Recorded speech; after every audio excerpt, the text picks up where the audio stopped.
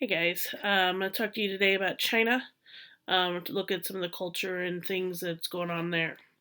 And it's kind of interesting with all this virus stuff going on, so let's dig into it. So the people. 92% of, or about 1.3 billion people, um, of the Chinese people belong to the Han ethnic group. This group was named after a powerful ancient ruling family. So they were obviously known as the Han. Those rulers developed a culture whose influence has lasted to this day. Now we talked about before about culture hearths, and China is going to be a major culture hearth. So the Han are going to be very influential in starting that culture hearth. About 8% of the population belongs to about 55 different ethnic groups within China. So these are all non Chinese ethnic groups. And they have their own separate histories and cultures. So, for example, in Tibet, that's a Buddhist kingdom, but China took it over in the 1950s, and they still to this day control Tibet, and they don't allow that area to actually be to practice Buddhism. That's been a big source of turmoil and stuff for that area. Okay. Population patterns. Taiwan is an island off the coast of China's southern coast. So this right here is Taiwan, this little baby island here, and most people are descended from the Chinese who live there, and they migrated to the island several hundred years ago. There was a lot of uh, before World War II, a lot of the major rulers of China fled to Taiwan to avoid the Japanese, which obviously that's not going to work too well for them. But they did do that, and so there's still descendants of those guys there. And then there's a group called the Aborigines, and those guys are related to the peoples of Southeast Asia and the Pacific. And so there's a group called the Aborigines in Australia, which we'll talk about later, that is they are of the same ethnic group. And then Mongolia sits right on top of China. So this is Mongolia right here. They're mostly ethnic Mongolian, and their Mongol ancestors ruled the largest land empire. It went from all the way from China all the way to Eastern Europe, so like into present day Poland. So everything you see on this map here, they controlled, plus more into where Europe would be. Um, so that was started by Genghis Khan, and then eventually by his grandson Kublai Khan, and they had the largest empire the world has ever seen. But today, the Mongolians are divided by separate linguistic groups, so that means they speak different languages. So there's kind of like almost an ethnicity within an ethnicity there. Okay. Density and distribution. So more than 90% of the people live on about 1/6 of the land in China. So most of them live in the fertile valleys and the plains of the three big rivers. So that would be the Huanghe, the Changjing, and the Zai River. Okay, and you can see on this population map how it is very condensed close to the coast, and then over there in the central part. But those are the very fertile valleys, where they can farm. There's some main cities, so Shanghai, Beijing, which is the capital, Tianjin, and then Guangzhou. Those will all lie in river valleys or in coastal plains. And then Mongolia's steppe regions have population density that is very sparse at 4 people per square mile. To put that into perspective, the United States is about 87 people per square mile. So we're quite a bit bigger, um, or more dense, I guess, not, but also bigger. But if you want to put that into more perspective with like Italy, for example, they're at about 200 per square mile. So it kind of depends on kind of the urban populations, and that there's not a lot of urban areas in Mongolia. So, okay. So this right here, I saw this on the internet and I thought it was kind of relevant. So it says that more people live inside this circle than outside of it. So it just goes to show you that the two largest countries are within the circle here. So China, obviously, and then also India, and so there's probably about 4 billion people that live in that area there, and in some of these areas in this part of China, in Japan, in parts of Southeast Asia, and then in parts of India here, very, very high population densities. Okay. Um, so urban growth. So most people live on farms, but millions continue to migrate to cities. So they're seeing a lot of urbanization. So this has led to a lot of overcrowding in some cities, and it's also led to farm labor shortages. So China has built new agricultural towns in remote areas in order to try to get people to move there and to try to get them to farm more. And so they even provide in these towns more social services, better quality of life, things like that. So better healthcare, better education, and things like that. Um, the government has tried to limit the population in China, so it is very famous. In 1979, they passed a policy that allowed each family to have no more than one child. This is not strictly enforced anymore. In fact, it's pretty much gone now. But it what that led to was a very male population because males were seen as being able to be the breadwinners and they carry on the family name and things like that. And so many Chinese girls were either aborted or they were put up for adoption or just like thrown out where they were just left to die. Pretty tragic policy when you think about it. So that's why it's not really enforced anymore. So okay. So early history. So like I said before, China is a culture hearth. So this is where there's a center of a culture, and then those ideas spread to surrounding areas. So Chinese culture is going to spread to most of Asia in general. So a lot of Southeast Asia, Japan, Korea, all those areas. So their culture began about 5,000 years ago. Their historical records were first kept under the Shang dynasty, which was the ruling family in China. And you can see this is the extent of the Shang dynasty here. And they took power about 1600 BC in the northern China plain. So they're going to face rebellions by local lords, and they will be attacked by nomads and natural disasters. So the stability of the government is what's going to be able to fend these off. Um, but when they're not stable, they can't. Okay, and so um, China's going to have a cycle of different dynasties, and every time a Chinese dynasty dies, they say that was the mandate of heaven. So what that means is that it was basically ordained by the gods that that dynasty's time is done. Okay, and so each time it's a new dynasty, it's the gods are approving that. Okay. So after the Shang dynasty, the Zhao dynasty will rule for about 800 years, which is a real long time for a dynasty to rule. So there's going to be a lot of major changes during that 800 years. So culture is going to spread, trade's going to grow, and then they begin to make iron tools. Confucius will live during this time. And Confucius is going to start, obviously, Confucianism. So, Confucianism is a system of thought based on discipline and moral conduct. And this idea of Confucianism is going to be very influential in the Chinese government from Confucius's life up until the Communist Revolution. Lao Tzu is this guy down here. So this appears Confucius. This is Lao Tzu here, and he's going to start Taoism. Taoism is a philosophy of living in simplicity and harmony with nature. So these two guys actually lived at the same time, and they had met. And Lao Tzu thought that Confucius was a little selfish, which I thought was interesting. Um, but both of these systems they're pretty similar, and they definitely want to be like one with nature is kind of part of it.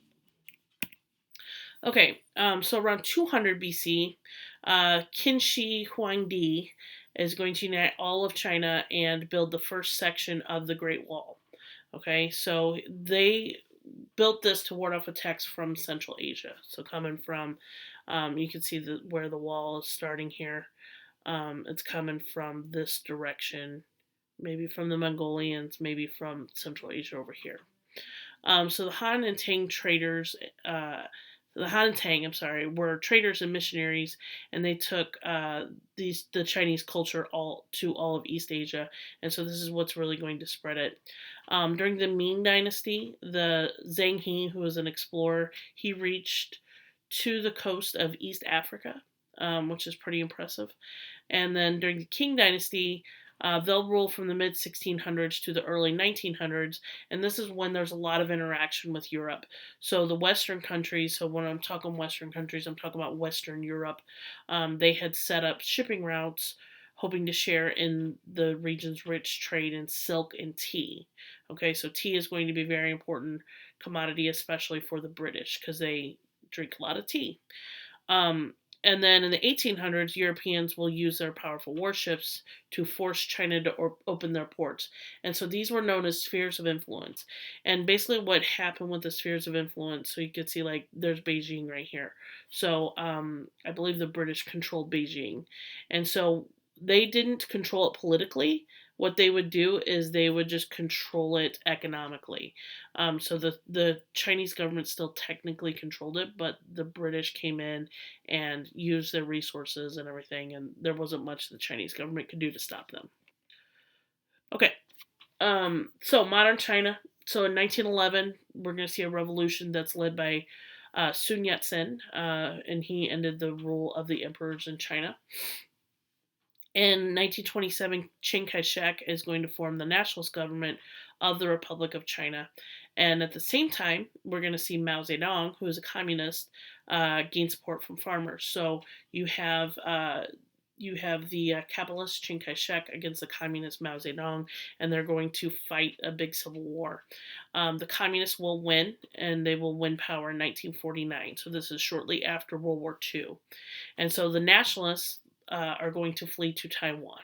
Okay, and then 1950s, large government-owned farms are going to replace smaller ones, and new farms will fail to produce. This is the problem: is because they're basically guaranteed money from the government. There's not a whole lot of motivation to produce. And so this is going to lead to a major famine where millions will die. The economy is going to crumble. Um, and then in the 70s, Deng Xiaoping, they are going to he's going to allow private ownership of business and farms, and they're going to start to welcome foreign business and technology. So what's going to happen is in the 70s, they're going to realize socialism isn't really working. So what they're going to do is they're going to allow farmers and businesses to actually gain a profit. Now, today, the Communist Party, and this is in the 1990s, but it's still true today, that the Communist Party still rules. They are still communists. But they have been very pressured to modernize in the 1990s.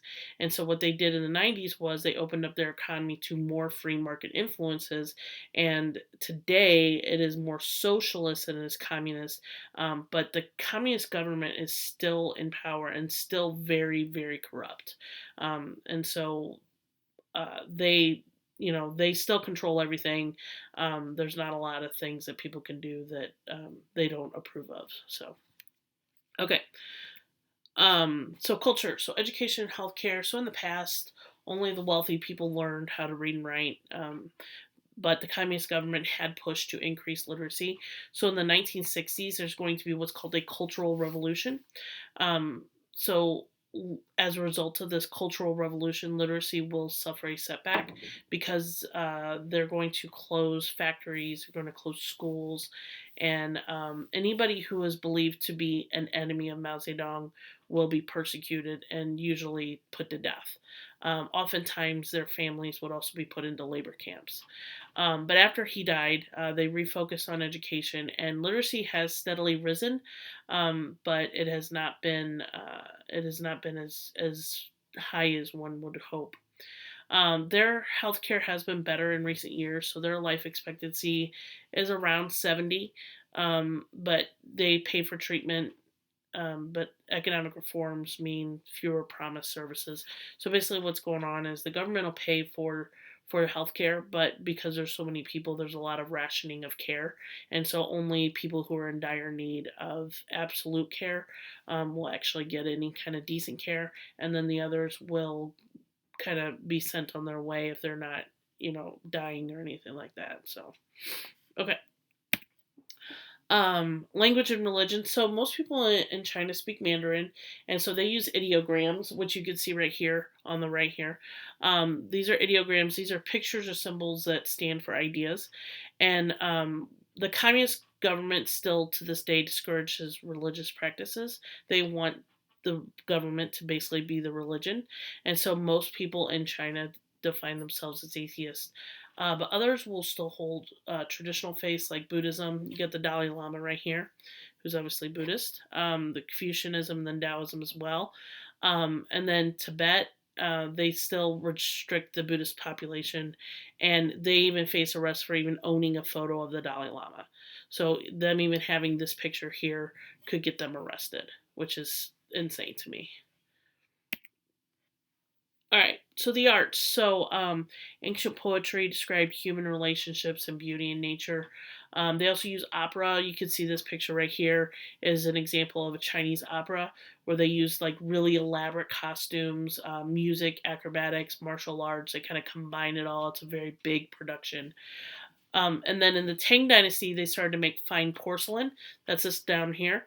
And now this is known, this is why it's called fine china, because it's from China. But the Cultural Revolution actually tried to wipe away a lot of these traditional arts. So they are slowly returning, and it's very rare. If you have a piece of Tang china, that is one of the most valuable things you can have. All right. So this right here is a video shows the world GDP by country. So we're gonna see kind of where we're at because a lot of people have been talking about China overcoming us economically. So we're gonna kind of see where they're at. So I'm gonna play this video here.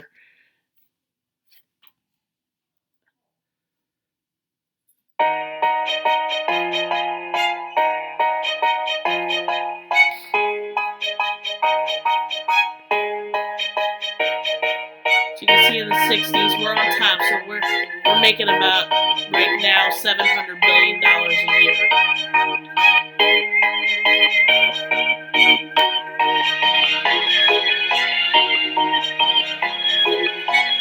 you can see we have the strongest economy by far.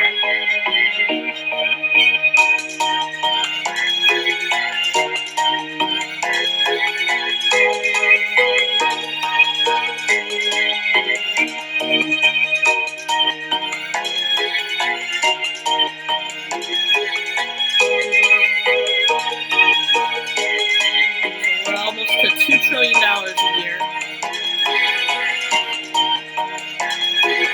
Here comes Japan. Japan's going to make a big surge here in a minute. Still no China yet.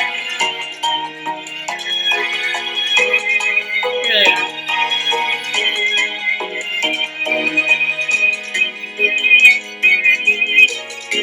You can see we're surging ahead. We're starting to develop much more technology now, so is Japan. And you can see they're going to start to catch up a little bit. China just fell off the list.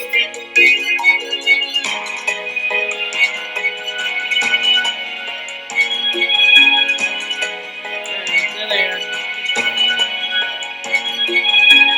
So this right here is when a lot of the computer, like Microsoft, Apple's really starting to thrive. We're seeing the major numbers go up.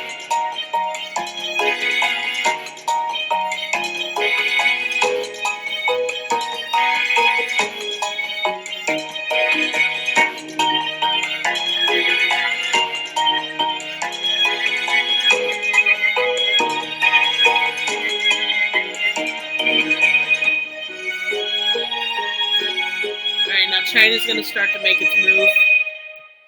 Moving up in GDP, they're starting to more modernize and start to produce much more manufactured goods now.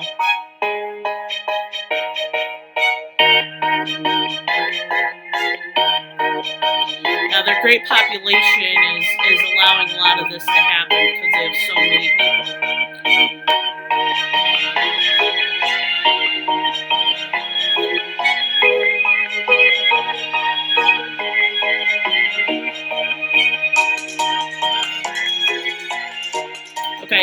So this obviously ends at 2017. You could see there at the end we're at about 19,000 and or I'm sorry, 19 trillion, and China was around, I want to say about 10 trillion. So they're catching up, and this coronavirus isn't helping them for sure, but they are going to, this manufacturing that they do is going to definitely increase their economy, which could also increase ours. So it's not necessarily a bad thing. All right. Well, I hope you guys all learned something today, and you have a good rest of the day. Okay. Bye.